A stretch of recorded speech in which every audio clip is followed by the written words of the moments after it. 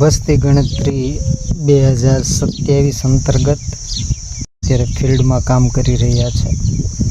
ખરેખર વાસ્તવિક પરિસ્થિતિ ગામડાઓની એવી છે કે ઘણા બધા મકાનો બંધ હાલતમાં હોય છે, તાળા લગાડેલા હોય છે, જેને લઈને ગણતરીદારોને એવી મુશ્કેલી પડે છે કે આ મકાનનું માળખું કેવું છે, એ મકાનના મુખ્ય દરવાજા બંને શેરીમાં પડે છે કે કેમ એ જોવામાં ઘણી અગવડ પડે છે.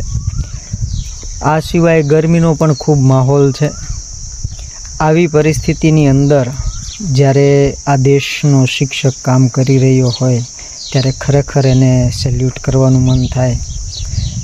આમ તો શાળાઓ આજે ઘણી બધી સારી ભૌતિક સુવિધાઓ ધરાવતી બની ચૂકી છે, એટલે આવી આકરી ગરમી અને કુદરતની આ મહેર ઉપર આપણે સૌ કહેવાય ને કે એનાથી આપણે એટલા બધા ટેવાયેલા નથી.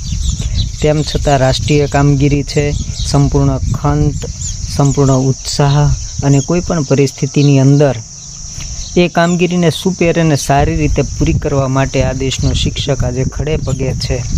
અને વસ્તી ગણતરી 2027 અંતર્ગત ખૂબ સારી રીતે કામગીરી થઈ રહી છે.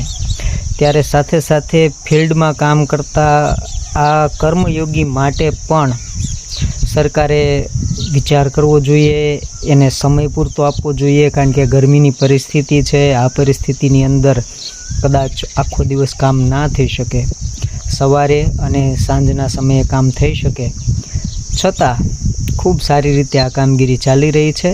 ખૂબ સારી રીતે આ કામગીરી પૂર્ણ પણ થવાની છે. જય હિન્દ, જય ભારત.